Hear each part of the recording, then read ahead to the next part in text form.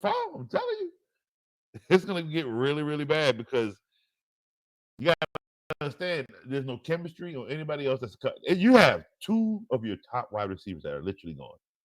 One for a while, and one could be gone for the rest of the season. You have no answer. Ty Bowles, you have no answer. And and boy, hey, people are going to see how bad of a coach you really are. There was Baker Mayfield all this time. This entire time. I watched him on that drive when they were losing just to get in the end zone. And it was all Baker and Cade. But it was all Baker. No Ty Bowles. You just stood there. That's it. So what now? What you gonna do now? You got a lot of answers. You got a lot to answer for in the next few weeks without these weapons, and your defense is not great.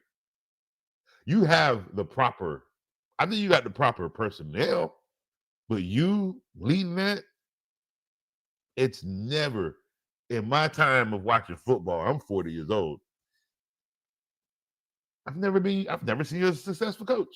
You were a defensive coordinator that blitzed under Bruce Arians. And since that, you have been the same Ty Bowles I've always known you to be. Trash. Sorry. But the Bucks are about to fall. If you have investments in anybody, sell if you can. If not, hey, look, we looking at drop territory, pimp. Not sure what else is out there to pick up, but this is we looking at drop territory. I'm sorry, because we're week 8 and we're too late to do anything with these weapons. Man, you gotta remember, these are players that have pretty much probably have us winning right now in the fantasy. Not anymore. You got to pivot. This is the part. Hey, what did I tell you guys? What did I tell you guys between week 6 and week 12? It gets ugly between the bye weeks, between the injuries. It gets real ugly. And if you are not above 500 within the next few weeks, it's gonna get real bad when everybody get their players back after the bye week. So, like, I can afford 3 losses on the back end. Could I have afforded them now? You don't want to. You don't want to put yourself in that kind of predicament. And not one trade has been made. Not one trade by me has been made. I mess around all through that waiver wire. No trades. Ain't nobody's trade good enough. Unless you got a running back. Okay. And I know I ain't getting no Josh Jacobs. I understand that. But there's no running. You try to give me Alvin Kamara for Gibbs, Gus. No. That's not gonna happen. Somebody tried to give me a running back that was not worth it for Ryan Thomas. Sorry. He's played 7 games and has had one bad one. No, thank you. I'm good where I'm at. I'm just needing Connor to fumble a couple more times so Trey Benson can get more touches, get in the game more, and start taking over the backfield. Then I actually will have 3 backs. But until that day comes, nah. All right, well, while we are here, let us get into some recaps while we continue talking about football, right? Because this weekend was so. I don't drive no, I don't have a thing for it. But through this recap, Coach is gonna do a little talk about something he started. So I'm a little excited. Coach is on the parlays, everybody. That's right. Coach is on the parlay. We betting, pimp. I failed off. I lost all of them. I played 4 tickets. I didn't get, but the last ticket was my closest one. I picked the Jets to win, and they lost. So I lost that parlay. But every other thing on that ticket hit.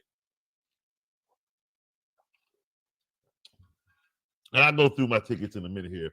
But yeah, we're gonna be doing some segments here on the show.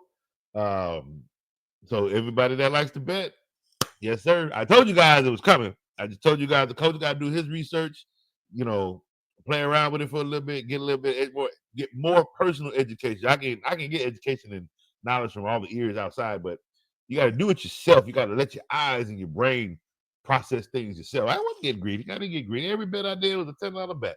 I took one bet because it was a $12 hit, $1,200 hit, because I took all the underdogs. I took 3 underdogs, and I took 2 overs. I think I hit one.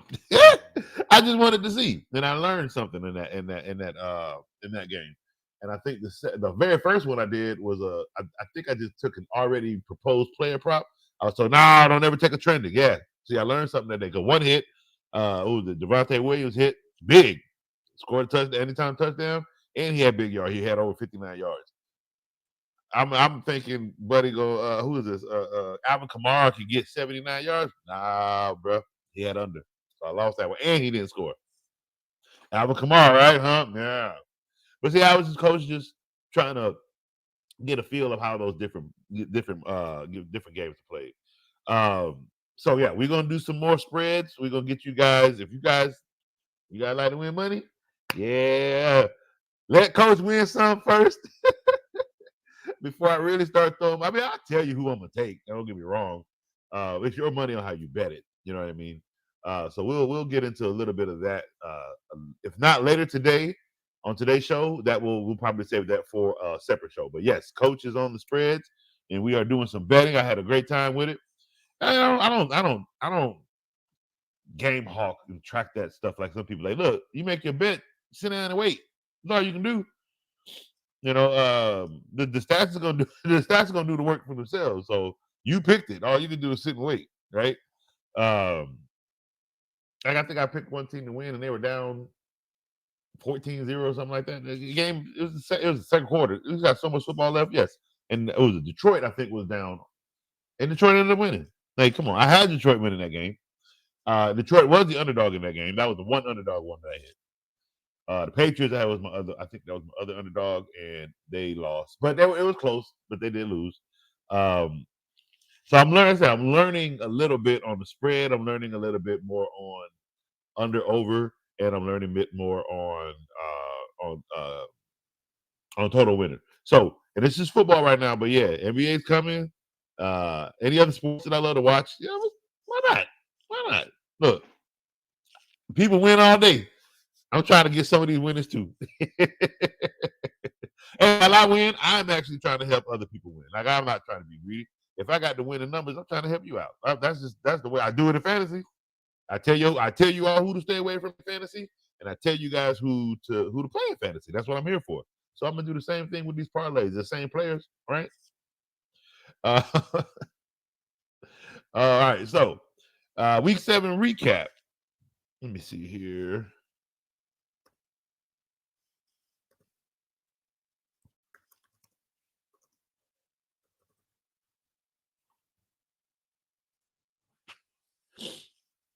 So let's see here.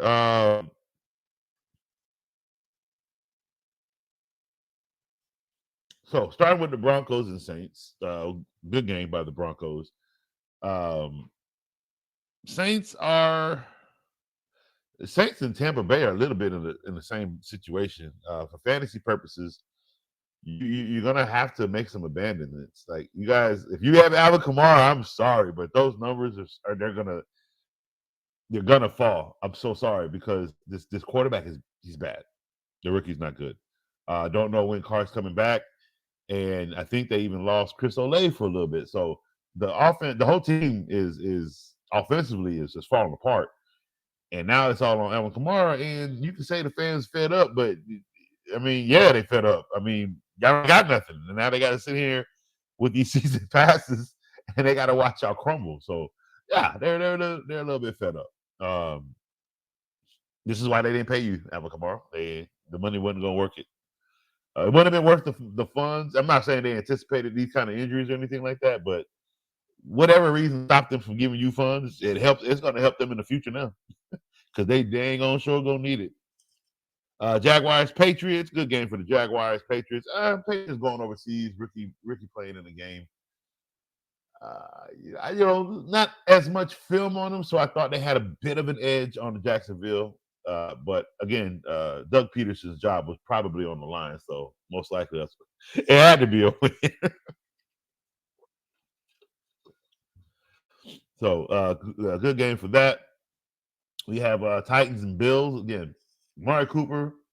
I loved how Keon Coleman had to tell Buddy, but look, it's this game. They threw him in that game like without any knowledge of the playbook. That's not his fault. I'm pretty sure he did as much studying as he could. He's never won